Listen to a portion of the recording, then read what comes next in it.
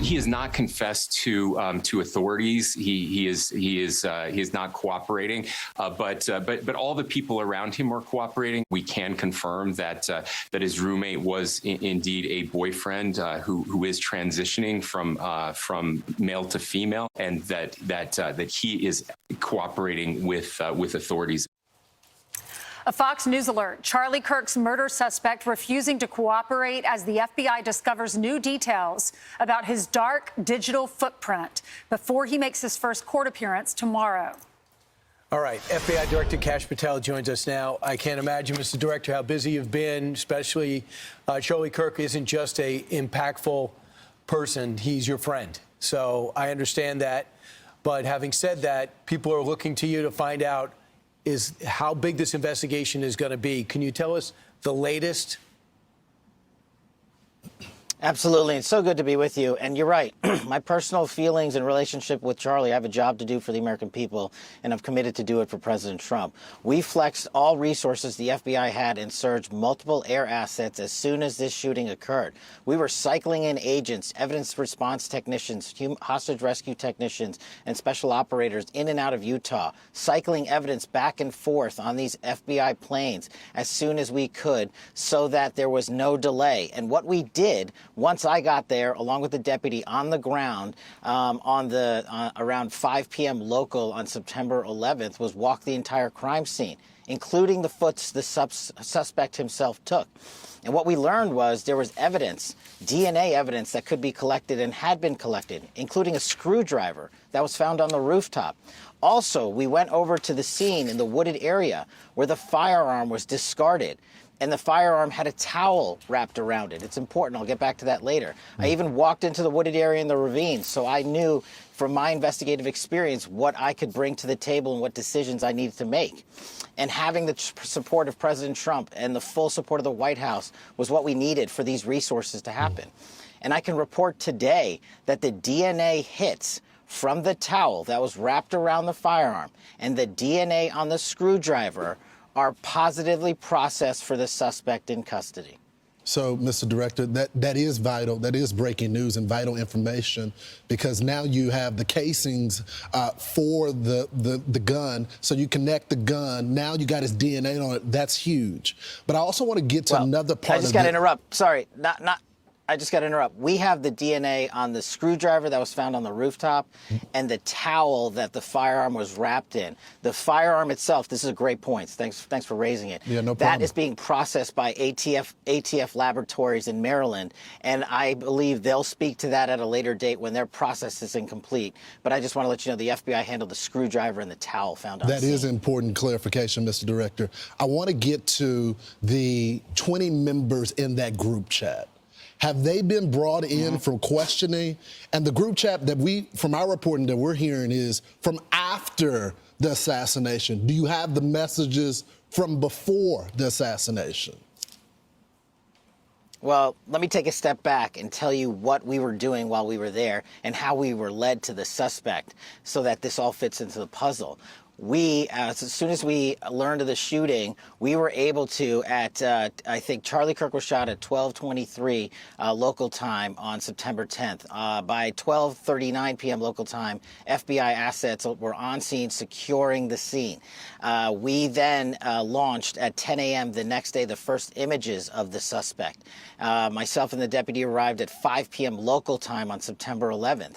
And then what we did was decided to have a press conference at 8 p.m. local, where we issued for the first time FBI obtained video footage that we seized from the security camera surveillance system and new images, enhanced images.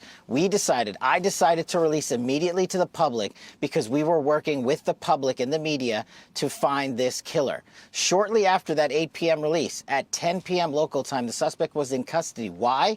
Because the father informed us, pursuant to an interview of him, that he looked at the video that we released that evening and the enhanced photos and identified the suspect. That's how fast the FBI was working to put out information in real time. And for a comparative sake, the Boston bombing, the FBI didn't release images for 3 days. We know we didn't have 3 days. I made an executive decision on an investigative and operational need, and it turned out to be the right move because the men and women of the FBI said that's what we should be doing. Yeah, we knew when that video was released, we said it here on Fox and Friends, someone's going to recognize this person because someone was friends with him, his family, someone knows this guy. Those images were crystal clear. Tell us what you know about his background, his childhood, his father who had to turn him in. And I'm sorry, I didn't mean to ignore the last question. Going back to the group chats real quick, there's more than 20 individuals. But this is a great point. I want to lay out how this works. People think we can just get in these group chats and immediately find out who's in them. We, the FBI, are the investigatory body supporting multiple prosecutions and ongoing investigations. And that's another point. Our investigation at the FBI is ongoing. And there are scores of people in this Discord chat room. But we have to effectuate legal process. We have to go out there with search warrants so that if prosecutors want to later use this evidence, it's not tainted by being illegally obtained. We, the FBI, are running the investigation pointedly on the Discord chat group. There are scores of individuals that are going to be spoken to. There are also lots of family members and friends that have already been spoken to. And one more point on forensics. We were able to obtain in record time the text message chain between the suspect and his live-in partner, as well as other critical cellular information from our CAS team that analyzes cell phone data towers in the area to pinpoint the locations of the suspect and other individuals he was speaking with. This is critical information that the FBI processed and got to prosecutors so they can lawfully use it in a court of law. And our investigation, our interviews continue, but we've learned some shocking things when we spoke to his family and friends as well. You want to share them? Those shocking things? Sure. And my job as FBI director is not to speak to motive, is to speak to the facts. And that's what I'm going to do.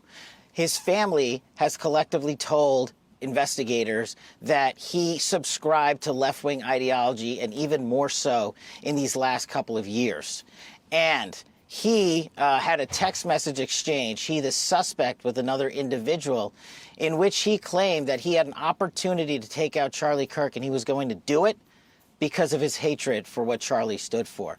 Those are factually accurate investigatory findings by the FBI that we've handed over to the local authorities and the federal authorities to make their prosecutorial decisions. But I believe in this instance of such public importance, the public has a right to know. And I've told you I'm committed to transparency, and that's what I'm doing here today. Why didn't that person that he was talking to, why didn't that person say something? You know, our investigation is ongoing. That's a great question, and we don't have an answer on that just yet. But, Mr. Director, you're right. Your job is not to speak to ideology. But you do have the BAU, the Behavior Analysis Unit, that are there. And my sources, people that are within the Bureau and outside that used to be FBI, tell me that the BAU has been encouraged not to tackle the transgender issue from an ideology standpoint. Have you heard that? Are you tackling that? I know you've only been there recently.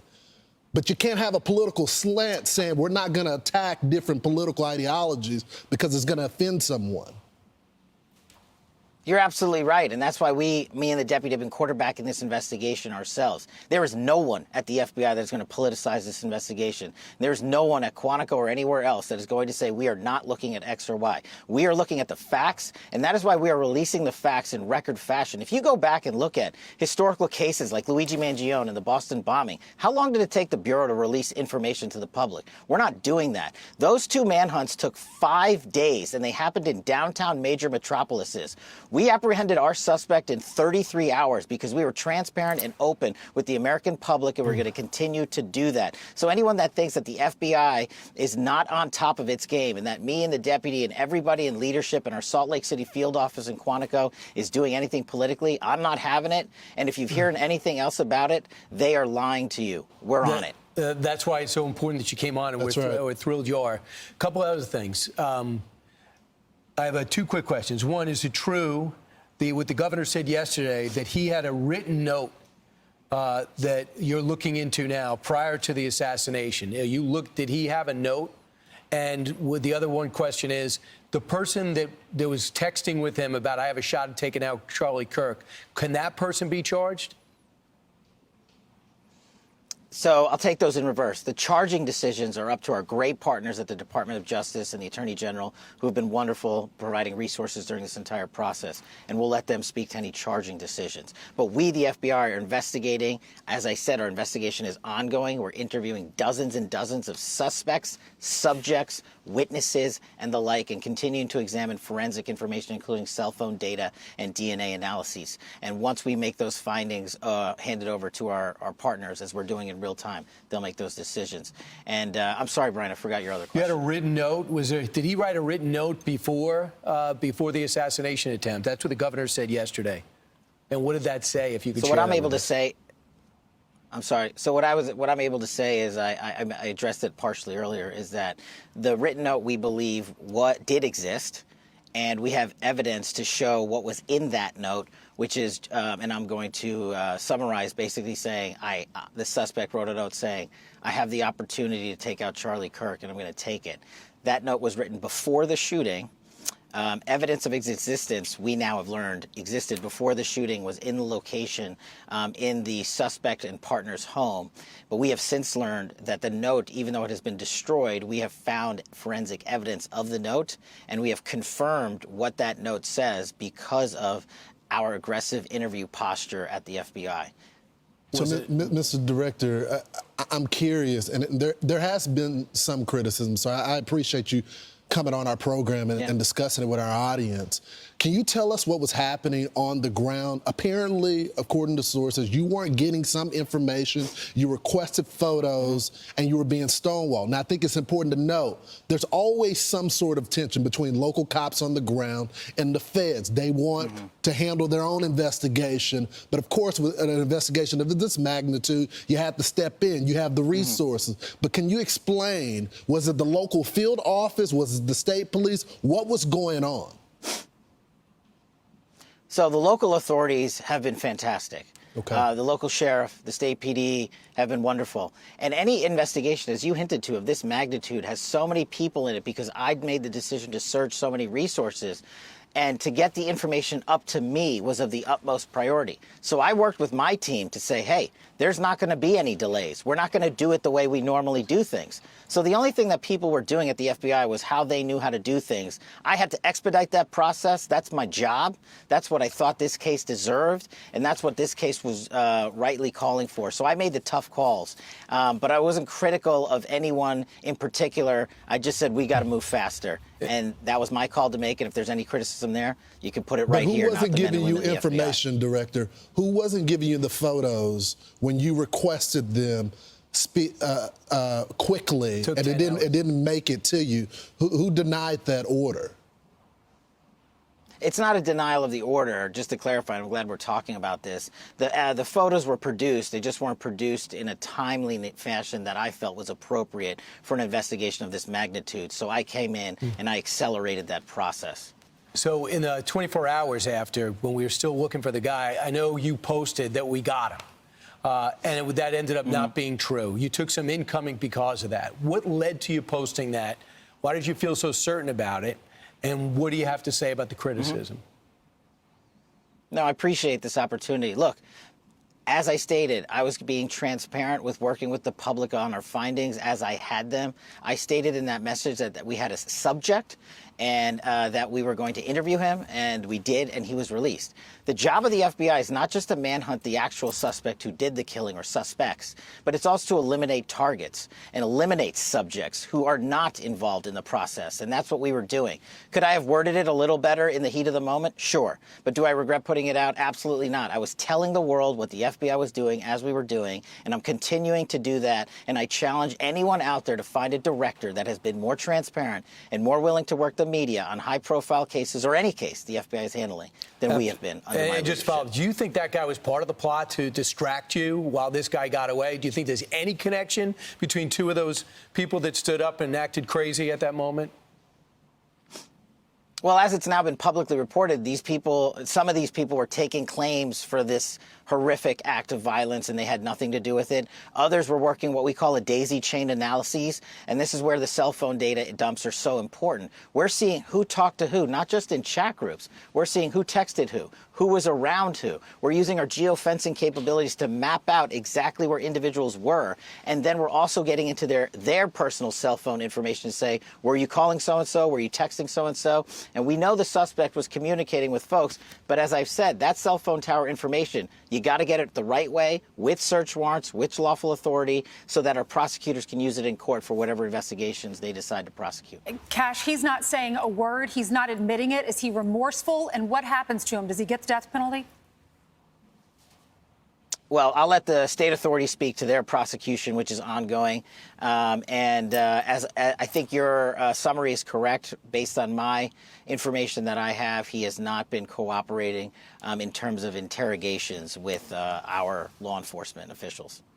And, Mr. Director, we always appreciate it because every time there's silence, that's when the conspiracy theories pop up. Yeah. So we appreciate you coming out with us today and just telling people what you know.